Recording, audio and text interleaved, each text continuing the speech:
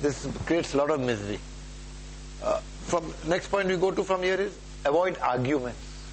Arguments hurt people. Arguments give a lot of distaste, leads to anger. Please come closer.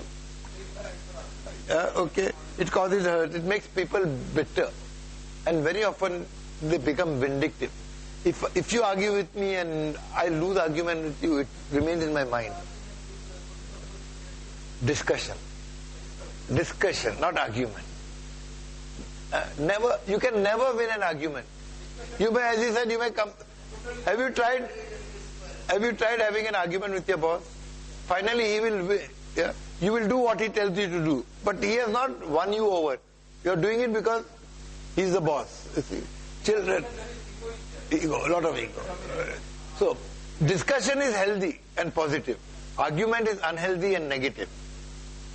You see, in an argument, what happens? I'll make a distinction. In an argument, you use all your time, energy, logic to prove who is wrong.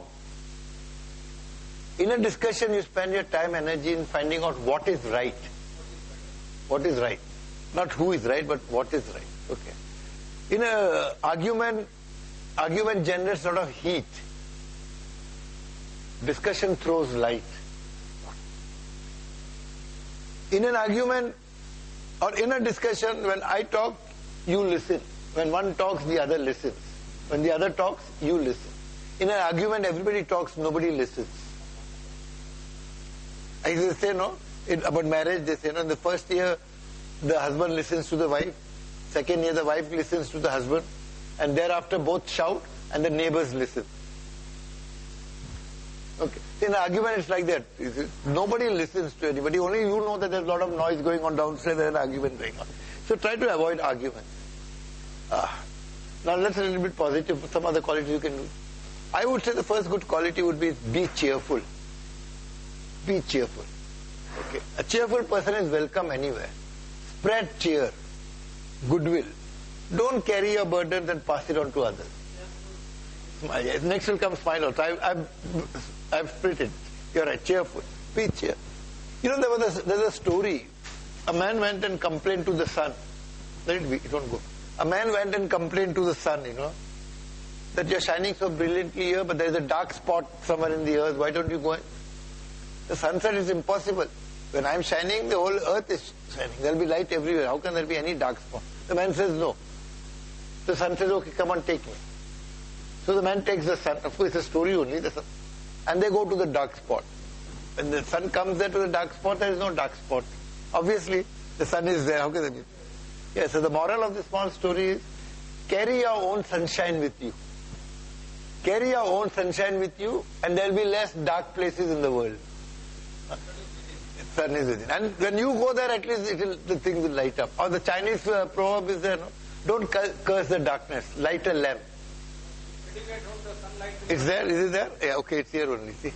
Better to light a candle than to curse, or than to grumble, or than to complain. Yeah. Okay. So, but you may not have a candle, so let the light be within you only, and carry that light wherever you go. So wherever you go, there will be light. You will dispel darkness, and you will be well. Next is that our friend said, smile. Smile big and smile often. Don't be conjuice in smiling. See my smile? It goes right from VT up to Bandu. Okay? What? So I agree. We have learned a lot of wrong things. Our brain has been conditioned by a lot of clutter of nonsense, dirt.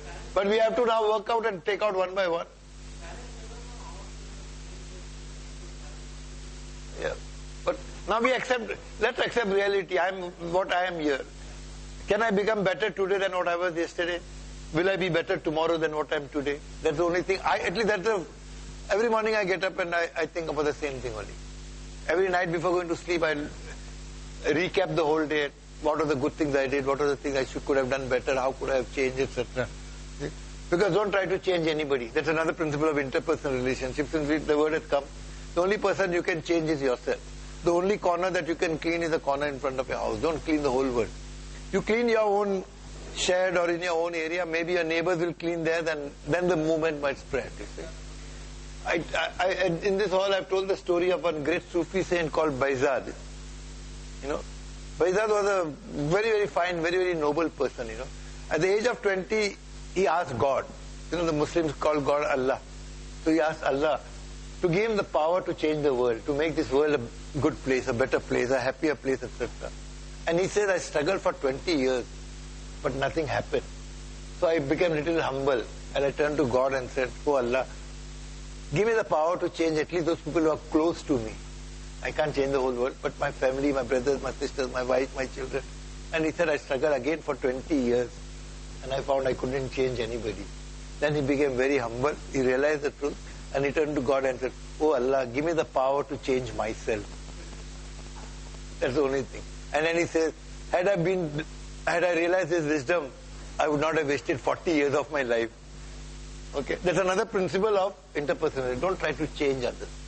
But when you change, no, people by observing you might start changing. That will be the impact of change.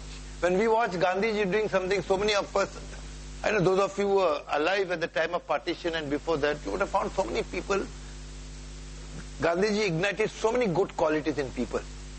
Pandit Jawaharlal Nehru also did that. So you do your good work and slowly it will spread. It will spread to your spouse, to your children, to your siblings, to your neighbors, and maybe in your office you spread it, and it can be a movement. Okay? Yeah, that's right. Right. Yeah, that's right. It depends on which glasses you wear also. That's right, you're right. Okay. What we are, what we... Right. So from this we go to one thing which everybody loves, but if you can avoid it, do it. Only yesterday I was talking to my spouse and discussing quality, and that is this quality of, not quality, the bad habit of backbiting. Stay away from gossip. Please avoid backbiting. And don't listen to anybody backbiting. Whether it's your office or...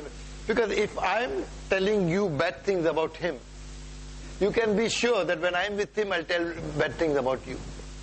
The person who tattles to one person about another person will also tattle about you to the other person.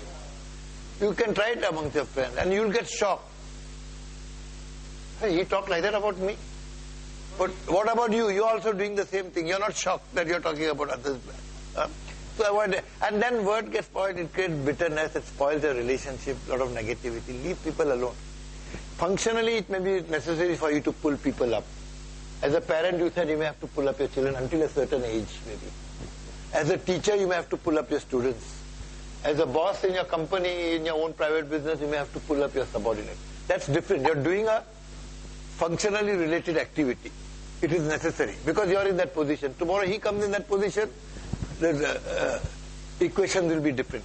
But otherwise, avoid. You know, they say great people talk about ideas. Or I'll put it the other way. Below average people talk about other people. Average people discuss events. India won, New Zealand lost, this, that, okay, that's fine, at least. And great people or above average people discuss ideas. So let your conversation be more in terms of ideas rather than criticizing people. Books, I will come to that also. Okay.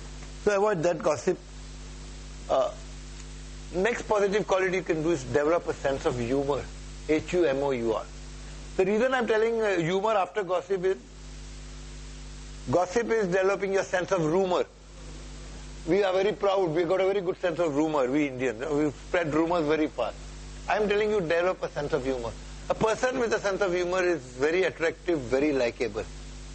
He'll be like a cheerful person, a smiling person. He'll be welcome in any group. Now, sense of humor, laughter, of course, has got many benefits. It's a stress buster. It relaxes you and all those things are there. It's good for health. It releases endorphins. Etc. But be careful. Don't laugh at people. Laugh with people. Don't make fun of others. That shows bad taste. But do laugh with people. And more important, learn to laugh at yourself. The day you laugh at yourself, the day you first laugh at yourself is the day you start growing up. Okay? It requires a mature person to laugh at himself. And Einstein said there are only two things which are infinite in this world. One is the universe and the other is human stupidity. And then he added, and I'm not sure about the universe. Maybe the universe is finite, it might end somewhere, but human stupidity has no limits. And all of us have got our own whims and eccentricities and stupidities, and we make our mistakes and all sorts of things. Sure, sure. Life will laugh at you when you are unhappy. Life will laugh at you when you are unhappy. Life will smile at you when you are happy. Life will salute you when you make others Happy. Excellent. Excellent. Excellent. Very good. Yeah, make others happy. But I feel to make others happy, you must be happy yourself first. If I am unhappy, I can't make others happy. then life will laugh at you. If life may teach us something to the public. Life will smile at you when you are happy. If you are happy and you will smile, the people will give respect. People will come to you. Life will salute you when you make others happy. Help others. So they will smile. Yeah, but I'll add one more thing. You can make others happy only when you are happy. You can give only what you have. I can't give you dollars. I can give you rupees if I have in my pocket. Is it? So we can give to people. I can give you love only if I have love. The others I can't. So it's very important. I personally feel the most sacred duty of human being is to be happy. That's the most important. Whether you earning money makes you happy, or getting a name in the newspaper makes you happy, or having a good intimate relationship with your spouse and your children makes you happy, that is your character, your lookout. But being happy is important. Everybody wants to be happy. Some people are very happy being beggars. I had a chat with a beggar, and he says, I'm more free than you are. I said, how do you say? He said, if I decide not to work, I don't come to work. But you go to work because you're afraid of your boss. I mean, you have to listen to such people also talk. So what are you? What are you running? I've never run in my life to reach a place. I go at my pace. You run for the train, you run for the bus, you shout for the taxi to reach. Okay. So next we come, after developing sense of humor, you need to practice empathy. You know what is empathy? E-M-P-A-T-H-Y? And there's putting yourself in the place of others and looking at things from the other person's point of view. Yeah, that is called empathy. In fact, it's not only looking at things from the other person's point of view. Real empathy is becoming that person. You look at him from his eyes, with his mind. He may be injured. No, it's like standing in other person's shoes is good, but it's not enough. Say, for example, my size is 8 and I'm comfortable. And if I tell you to wear, and your size is 10, so you will be uncomfortable. Then what's the use of my shouting? If I wear your shoes, I'm comfortable. But you're not comfortable because the shoes are not fitting you. Okay. Maybe they're fitting you, but you got blisters in your leg. You got some boils, you got some wound. So I cannot understand him unless I stand with his feet. So same thing happens with diet and all. Everybody is eating food, why you can't eat? I'm suffering from typhoid, I cannot digest. So actually to understand people, you have to become that person. Because any person who comes to you is not just one person who comes to you. He comes with a baggage of emotional and psychological wounds. All that has happened to me for the last 70 years, I'm bringing with me. I may look like you because I'm wearing a shirt and a pant and tomorrow if I put a beard and wear a cap and wear a dhoti, kurta, I'll look different. Yeah? But inside what I am, you do not know. So to understand me, you have to get into mine. But at least put yourself in the shoes of others. That is called practicing empathy. Yeah?